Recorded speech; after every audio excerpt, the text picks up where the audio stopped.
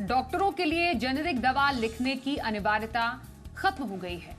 दरअसल national medical commission यानी NMC ने अपने उस आदेश को वापस ले लिया है। आईएमए ने सरकार के इस फैसले को अपनी जीत बताया, मगर इससे आम आदमी को सस्ता इलाज मुहैया कराने की योजना पर पानी फिर गया है। करेंगे इसी पर खास चर्चा, जानेंगे सरकार ने सिर्फ जेनेरिक दवा लिखने का आदेश क्यों लिया वापस। क्या सरकार डॉक्टरों और दवा कंपनियों के नेक्सस के आगे झुक गई? अब आम आदमी के लिए इलाज सस्ता कराने की योजना का क्या होगा, इस पर चर्चा करें उससे पहले रिपोर्ट देखिए।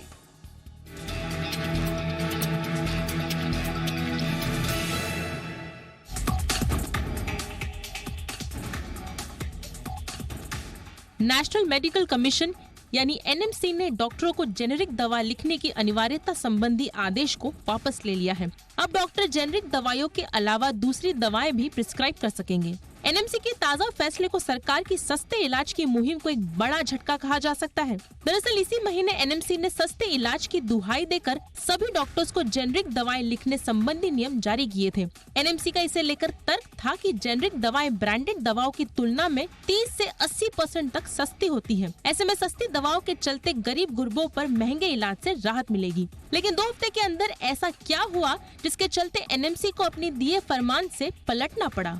दरअसल जैसे ही एनएमसी के जेनेरिक संबंधी नियम सामने आए, इंडियन मेडिकल एसोसिएशन और federation of resident doctors association यानी FORDA इसके विरोध में उतर आया। इलाज में जेनेरिक दवाओं की अनिवार्यता पर सवाल उठाने लगे। ये लोग केंद्रीय स्वास्थ्य मंत्री मनसुख मांडविया से मिले और एनएमसी के नए नियम कायदों में बदलाव की सिफारिश की। पहले समझते हैं कि आखिर जेनेरिक दवा लिखने की अनिवार्यता के अलावा एनएमसी के वो ऐसे कौन से नियम थे जिस पर आईएमए का विरोध था। तो बता दें कि एनएमसी ने किया था कि जेनेरिक दवा नहीं लिखने पर डॉक्टर का लाइसेंस एक तय समय के लिए सस्पेंड किया जा सकता है। वहीं दवा कंपनियों से किसी तरह के गिफ्ट लेने पर भी एनएमसी ने पाबंदी लगा दी थी। अब समझते हैं कि आखिर एनएमसी के अपने फैसले से पीछे हटने की क्या वजह रही और इसका सस्ते इलाज पर कितना असर पड़ेगा।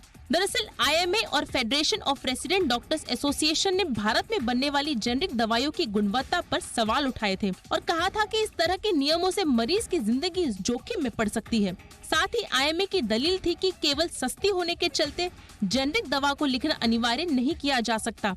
दवाओं की कीमतें तय करना सरकार का काम होता है।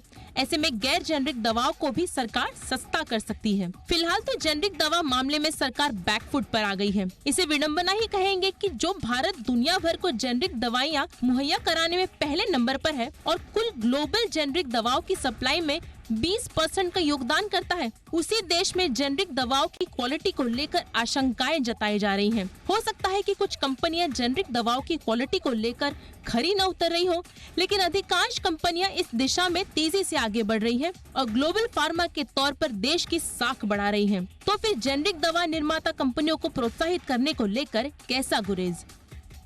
ब्यूरो रिपोर्ट, जी मीडिया।